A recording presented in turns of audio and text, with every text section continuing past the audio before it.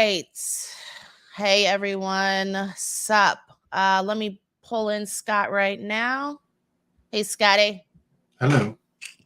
Hey, we want to talk about some difficult shit in sobriety and life in general, but we always try to relate everything to sobriety because that's the most important thing for us. And if I can't figure out how to do that, I'm fucked.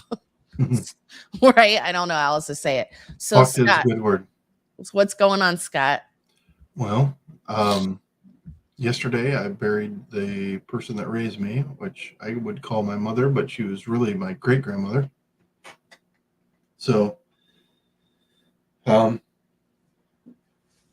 to say that was something that was enjoyable would be a far cry. To say that I didn't want to drink and I don't want to drink today would be a far cry. Uh, to say that the people that are around me, I talk about Miley all the time. Miley was concerned yesterday. I don't know if you can hear it or not, but I've taken a lot of medicine, and I got breathe again, and I have thieves, which are, well, you can call it snake oil or you can call it whatever you want, but I have Vicks and everything on my chest. Anyway, long and short of it, Miley is skeptical of how I'm handling things, Mhm. and why shouldn't she be? Because how I handled everything else in my life prior to today was to drink. So Um, I feel like crap, and I was supposed to see my kids today, and I didn't because I feel like crap. Um, but I think the moral of the story of what we're trying to talk about today is like the fact that I want to drink is not a bad thing. Right. Um, it's just a feeling, and it's not me failing. It's not me like it's a feeling. It's not an action. And so when people are in early recovery, whatever that means, because I have no idea what early recovery means because nobody can define it to me. Nobody But, knows. right. So when I'm in recovery, like I feel I am, and I want to go to Old Faithful and feel good for a second or feel numb for a second, there's nothing wrong with that. I don't feel. Um, it's how you react to it. And some people might react to it by having a few. Some people might react to it by going on a binge. Some people might react to it however they react to it. Um, Right.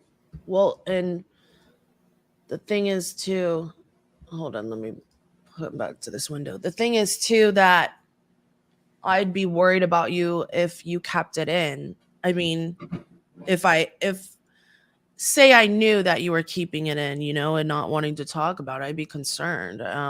That would mean that there's a reason you're keeping it in. Whether you're ashamed of being open and honest about having those feelings, which are totally normal. And I would think I wouldn't, I don't know what I would think if you didn't have a difficult time. I think you were a psychopath or something if you weren't struggling right now, honestly.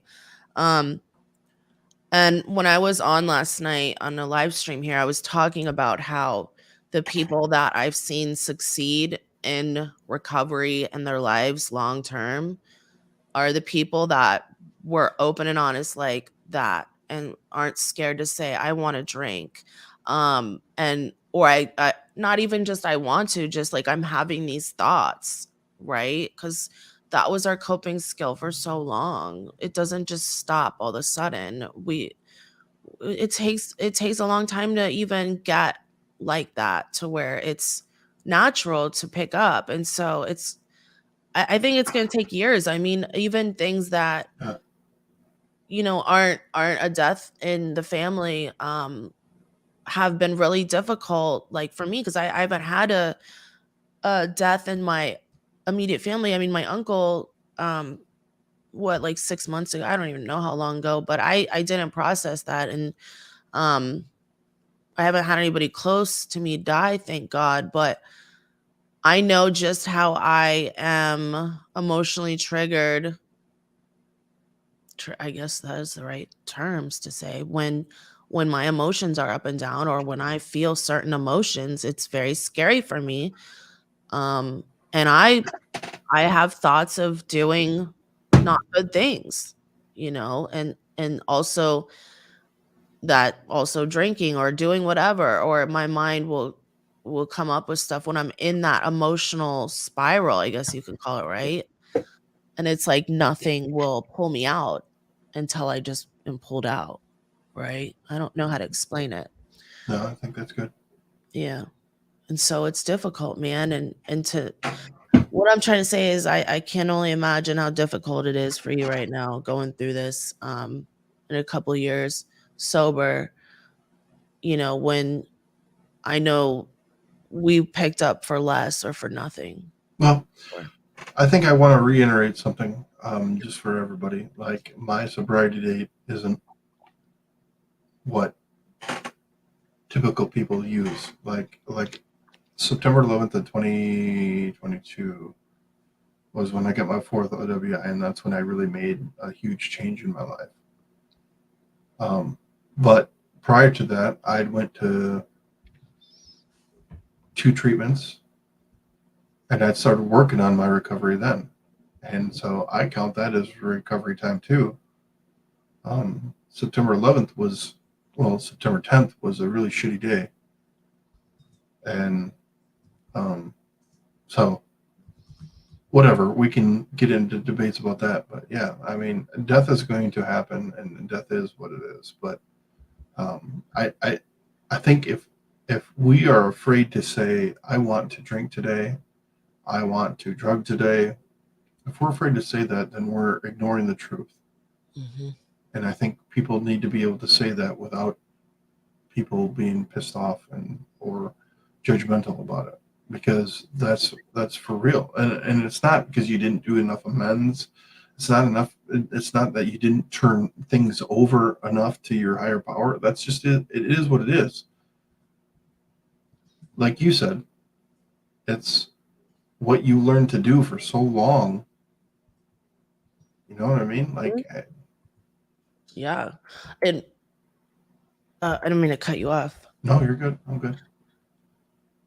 Emotions in general, any type of uncomfortable emotions will put me in a space to where sometimes I get worried. Depression, well, and you're sick too. Every time I'm sick, I have like some kind of emotional breakdown every single time. And my therapist said, well, it's because your body's vulnerable, and your mind is vulnerable in those moments, and that's what happens. And so it's like an extra layer added onto it of difficulty. And so, you know, I don't like crying, but I've been crying a lot this year. I don't even like want to say that right now. Um, I mean, you could probably tell I've been sniffling today, just a lot of hearing, these hearing the difficulties and stuff, and just, my own stuff. It puts it into perspective, like this is what you did today was what you're supposed to do. I don't know if I should say what you're supposed to do, but I mean what the thing to do that will keep you sober is saying, "Hey, Lindsay, Adam, I need to talk.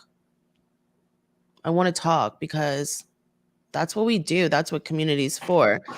If it was so easy to stay sober, we wouldn't need any of this, right? Mm-hmm. Um, and just thinking about, I used to think that having a craving or urge or a thought to use meant that was almost a relapse in and of Yeah, itself, and it's not. Did you ever it's think not. that? Oh yeah. You did? Oh yeah, yeah. Every time that I thought about drinking when I Yeah. first got into recovery was a negative thought, and it was a negative thing. Like, I shouldn't be feeling this way. I should Yeah. have turned this over to something or someone. I should have not be feeling this way, period. And now that I've grown and learned from everything that I've learned in recovery, I know that feeling this way is okay, and even if I acted on it for a day or whatever, even if I acted on it for a sip, Yeah. I don't have to be the end of the world. It doesn't have to be the end of everything. Like, and I know what people are going to think when they hear that. Like, oh, well, you're justifying a relapse. No, I am not. I am just being real and talking about like how things feel and you know, no, abstinence is the goal, I think, right?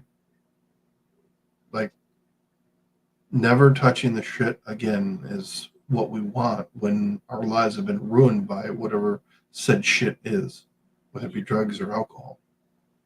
That's the goal. But, you know, we might not have another relapse in us. No, we might not. But to think that, you know, like for me, it was 20 plus years of drinking that helped me or gave the appearance to me or felt like to me of coping with a bunch of shit. And, you know, yesterday was a culmination of everything. When my great grandmother died, who raised me, I saw a bunch of people that I never wanted to talk to again. I never wanted to see or talk to any of these people. And then I did. And I gave them hugs because the common purpose of yesterday was to celebrate grandma's life. And I was able to do that. And I was able to do that because of the work that I've fucking done in my recovery. It wasn't about me. It wasn't about them. It was about grandma and what, you know, what was right for grandma. And I didn't need, I don't know. I don't want to get into like, I don't want to make this anti anything or whatever, but I knew that's what needed to happen. And I respected my grandma enough. And I respected the people that were there to respect grandma. Does that make sense? Mm-hmm. To not make it about me. Yeah. Yeah. You weren't there. You haven't been there. You haven't talked to her. You haven't done shit. Blah, blah, blah. It doesn't matter. You know, yesterday, honestly, Lindsay, like when I walked out of there yesterday, I was more, the feeling that I had was pride because my two little boys, they're 11 years old, sat up there and they were pallbearers Oh. right in the middle. And Easton cried a little bit. And that, well, I shouldn't say too much because I don't want to embarrass him because I know he listens. But Mm-hmm. Easton was emotional. Gage did it. They both did everything they could to not be emotional. Mm-hmm. And they were just there. They were there for Dad, and they were there for Gigi, which that's what they call her. Mm-hmm.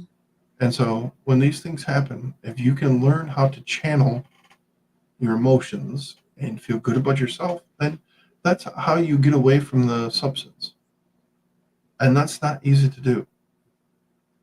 But once you find that, whatever that is, that's when you're free from the substance. Mm. Man, you got me tearing up. That's a lot. I think that's what it's all about. Um, you know, you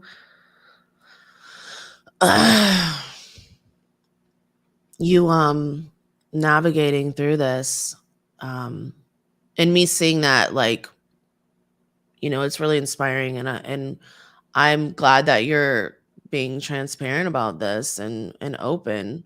You know, it's it's what we all need to hear. And I still would feel ashamed years later, as much preaching as I do about how being open and honest is the best thing, and I try to be like that.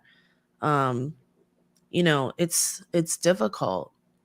um so what it boils down to is, you know, admitting that if I do have struggles, if you have struggles with wanting to do this or do that or not feel the way we're feeling, like, life is hard, emotions are hard. um And what worked for me for so long was alcohol or drugs, right? And that Mm-hmm. doesn't just stop. I know that they stopped working, but my brain doesn't hold on to that. My brain just remembers it working. However it worked, it did, you know? And And to say it didn't really work is a lie. yeah. We wouldn't have done what we did for all that time if it didn't do something for us. So it might have been like a fake positive or a false positive or whatever you want to call it. but it was doing something in the moment that we felt was real.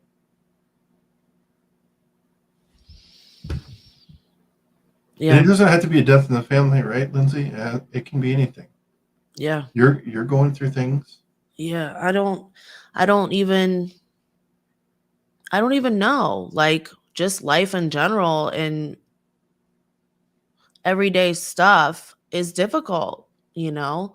Like I say, this is all life is new. I've never lived life before. And so I'm simply just trying to navigate, just like anybody else would, except I have to always keep in the forefront of my mind that I had an addiction issue, that I can't forget about it. I mean, I know that it's there because, it's reality, like it's part of my past. And so it does pop up in my head sometimes. It doesn't mean I think it's a good idea, but when you don't want to feel the way that you feel and you can't figure out how to get rid of it, shit starts looking like a good idea when it's last resort. And that's scary to me, Yep.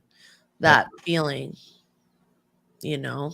And that's where I think that I've had a difficult year this past year. I was talking to my mom the other day and just talking about stuff with being a mom and stuff, um and not feeling, I won't go into it, but just not feeling like I'm the best mom, and that's hard, and things that he said to me, and different things that, like, I I I took it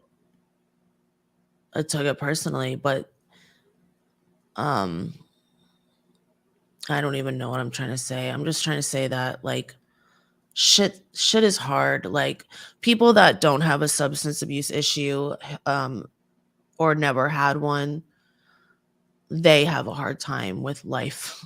Right? It's not just us. There's nothing wrong with us. It's just No. that we found something that worked over and over again, for a long time, some of us.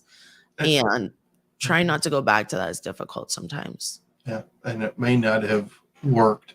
I know a lot of people would be up in rhymes. No, it didn't work. It was all fake. Well, you know what? It did fucking work. That's why we did it.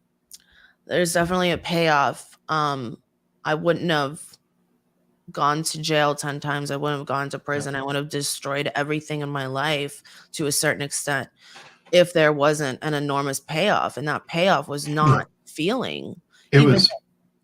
Go ahead. no, I was gonna say, even though there are consequences, that still there was that payoff. I think that video that I posted in my last, what I thought might be my last podcast, was the instant gratification. Yeah. I love my kids, and I know you love your son, and I love Miley with all my heart. I do. I mean, I would easily, if somebody said, line up in a line right now, and either you die or she dies, I would take that bullet right in the mouth Of or the course. forehead, and it would be no question. So to think that addicts and alcoholics don't care about their loved ones is stupid as fuck. I would do that in a second. But when I didn't like myself and I didn't love where I was at and I couldn't feel what I needed to feel, Right. slamming that pint, slamming that fifth, whatever it was that I was doing, I didn't have to think about that for a second. And so to think that, I don't know, maybe we're getting off on the woods here, No, but no, when people are in addiction, to think that they don't care, you're completely misunderstood. Like today, I had to call my kids at 8 a.m. because I didn't feel good because I'm coughing, and I know it might not sound like I'm congested right now, but Miley bought me a warm drink, and I got Breathe Again, I got Thieves, I got Vicks, I got all kinds of things here. I wanted to cry my eyes out because my boys were so brave yesterday at Grandma's funeral, or Gigi for them, and excuse me, I wanted nothing more than to hang out with them today.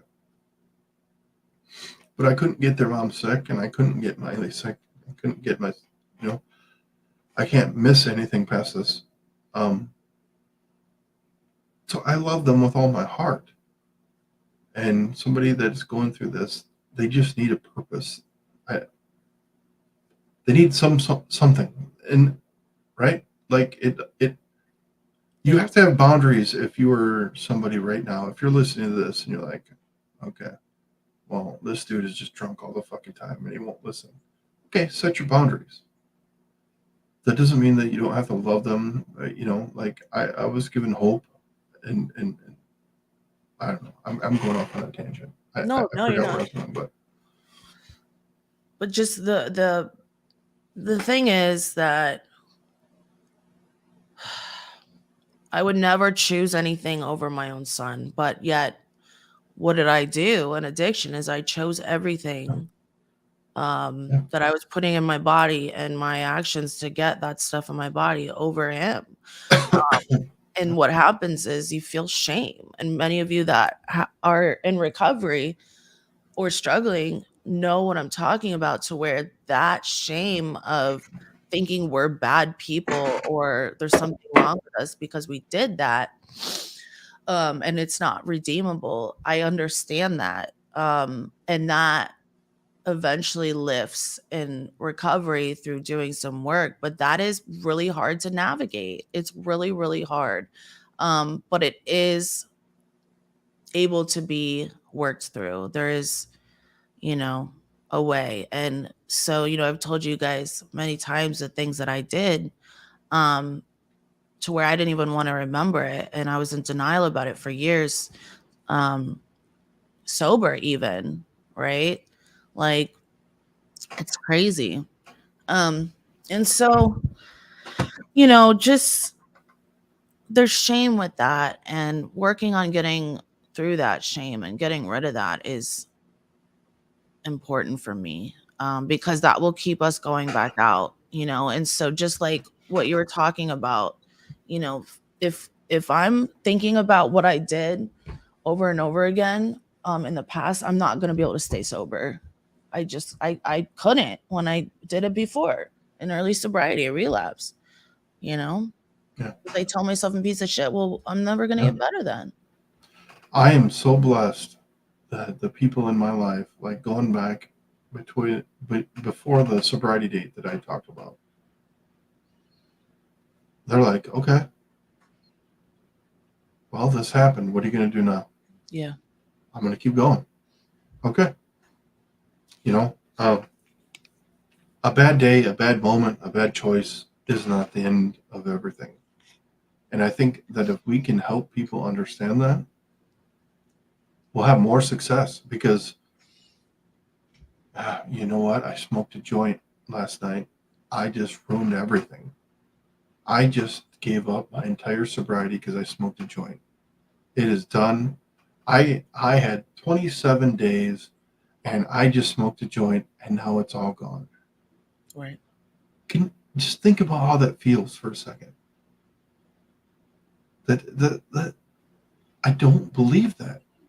I don't. If you shouldn't have to give up all that time and feel that way. I know how I felt. And I know how that made me react. And that made me, well, fuck it.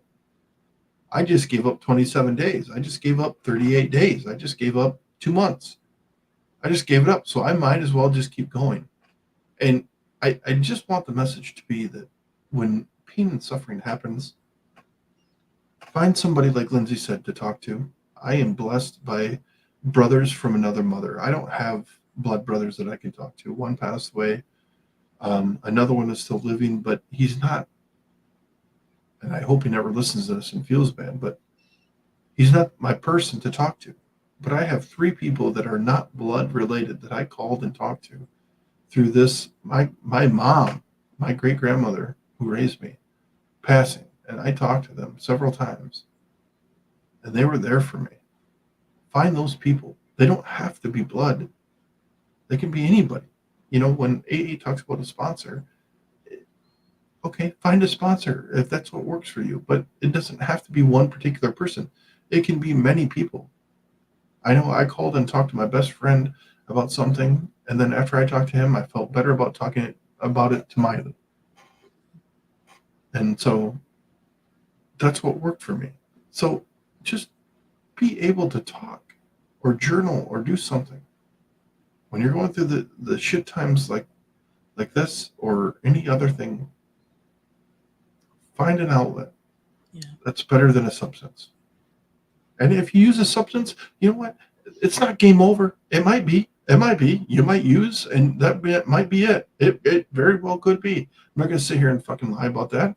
Right. But if you use a substance and you have the opportunity to bounce back, then do that. Yes. Yeah. Yeah.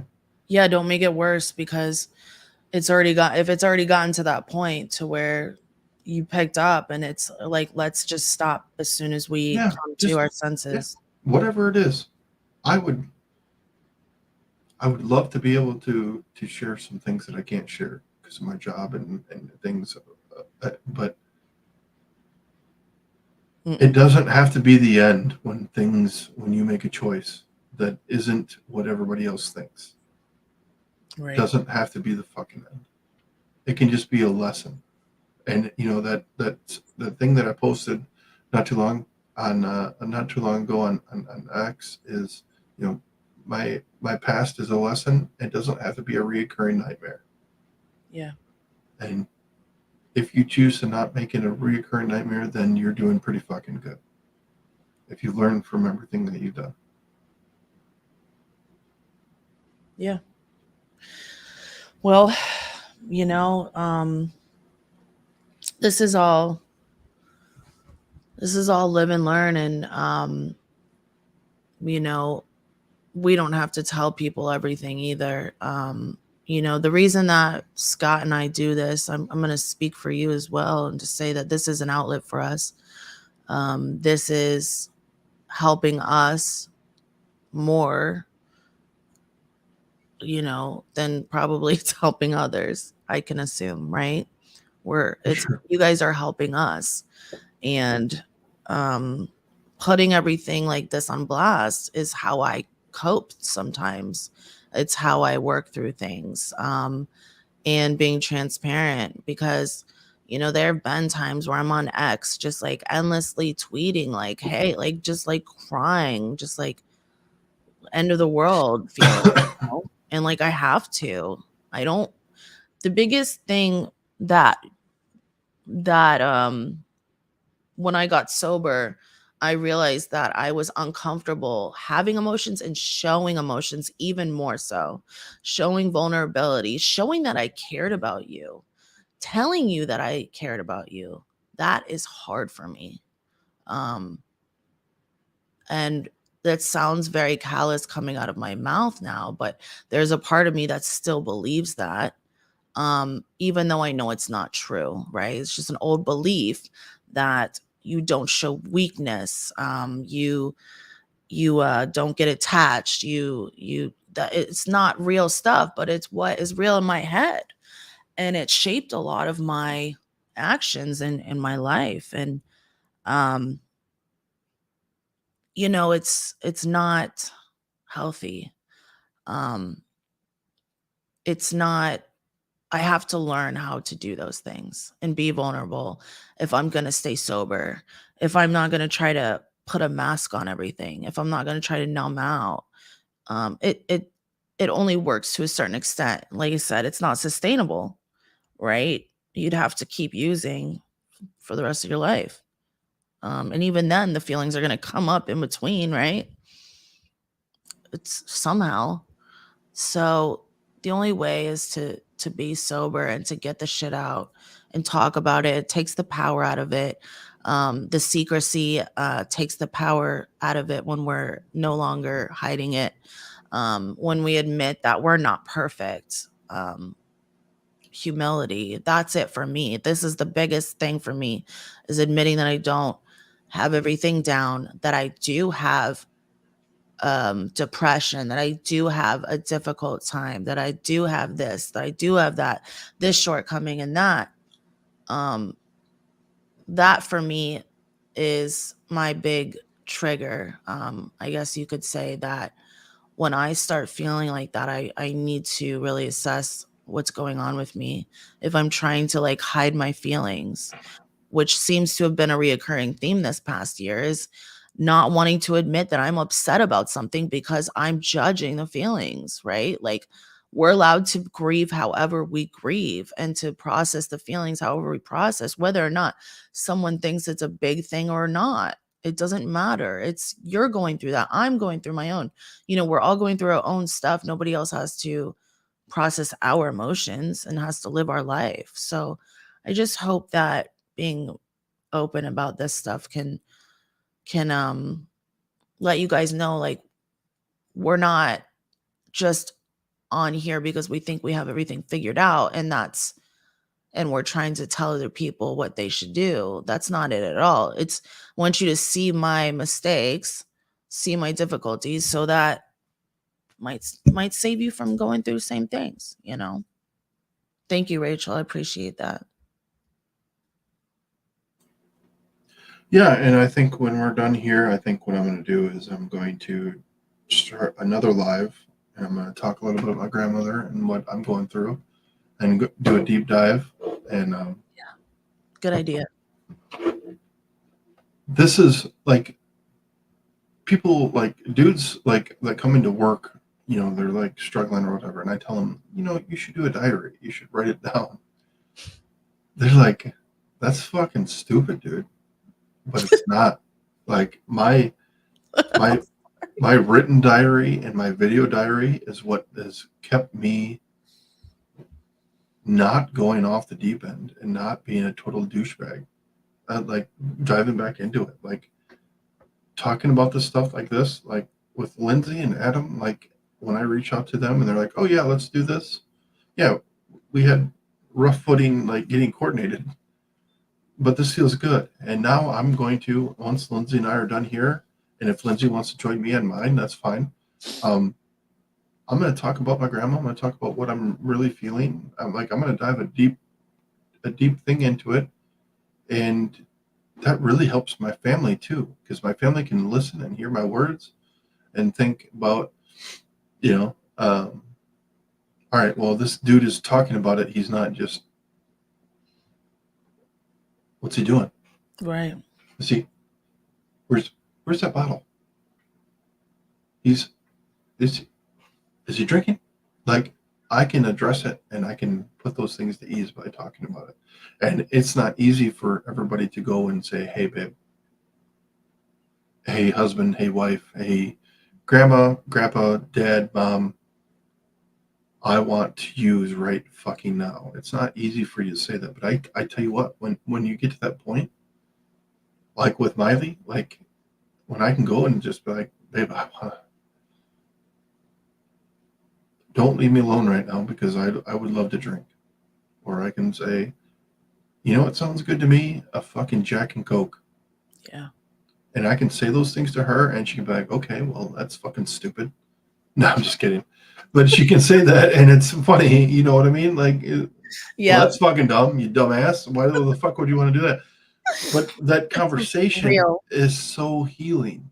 It's like I can hear her, like right now, she just went boom, boom, boom, boom down the hall.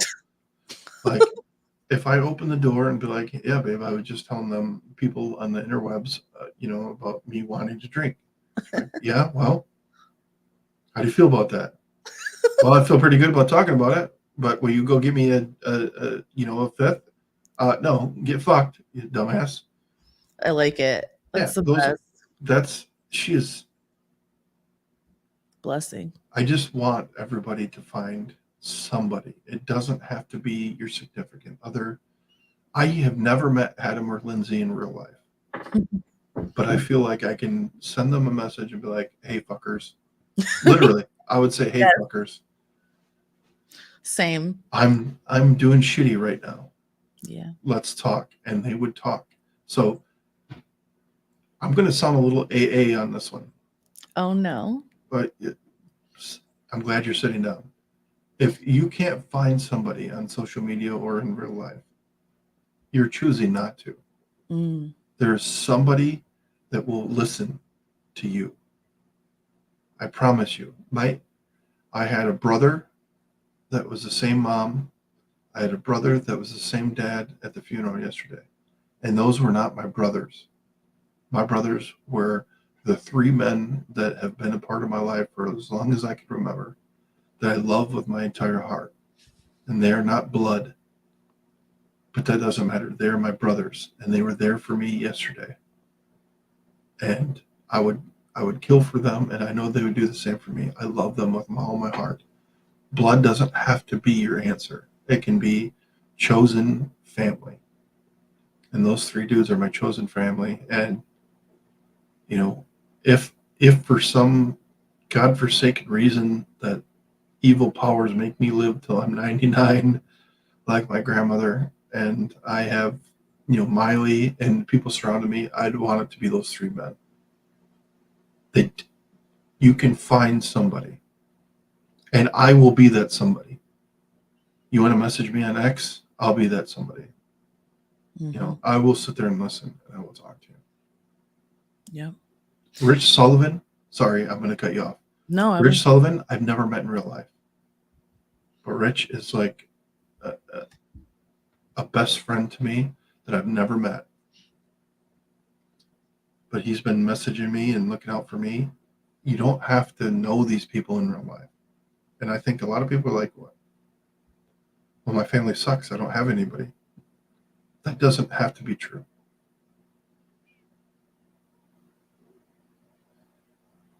It can be, social media is a blessing too. Absolutely. Because I found Lindsay, I found Adam, and I found Rich. And I am blessed by having all three of you in my life. You guys have become like BFFs to me. It's so wild. I have a lot of friends that I met on X, and I trust all y'all more than I trust a lot of people, I can tell and feel out when someone has my best interest at heart these days, usually more than I could before, and that's the thing too. Like, I probably sound crazy as fuck sometimes. Like, I go into our group chat and I'm like, I'm spiraling right now. Like, I'm upset about blah, blah, blah. And I don't know. And I'm blah, blah, I'm going to blah. And they're just like, all right. Like, they already know that I'm in my mode and like, how to handle it. Like, I come back to my senses after a few minutes. It's just, I have to just get it out, because if I don't, then I'm going to explode, and I'm going to go tell the person at the liquor store my problems and then buy alcohol if not. You know what I mean? Yes. I don't want to keep that shit in. So people need to know. Yeah. When you write it down, when you text it, same thing. When you speak it, those things, bring it into reality and you can deal with it. When they're stuck in your fucking mind and they're just rolling around in there, they can create all kinds of realities that aren't true.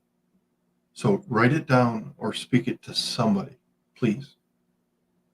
And when it comes out, you'll be able to deal with it in a completely different way. I promise. I promise that's true. Yeah. Agreed. I'm going to have Katie on at 2 p.m. So in one more hour, I'm excited to have her. But so I'm going to let you go do your stream. Okay. And I'm going to get ready for Katie. But I love you guys. And I'm glad you, thank you for asking me to talk today, because I always need that too. And it means a lot to me. I'm really, really in need of a good friend. So, that's how it goes. Fun. Yeah. All right. Bye-bye. Bye.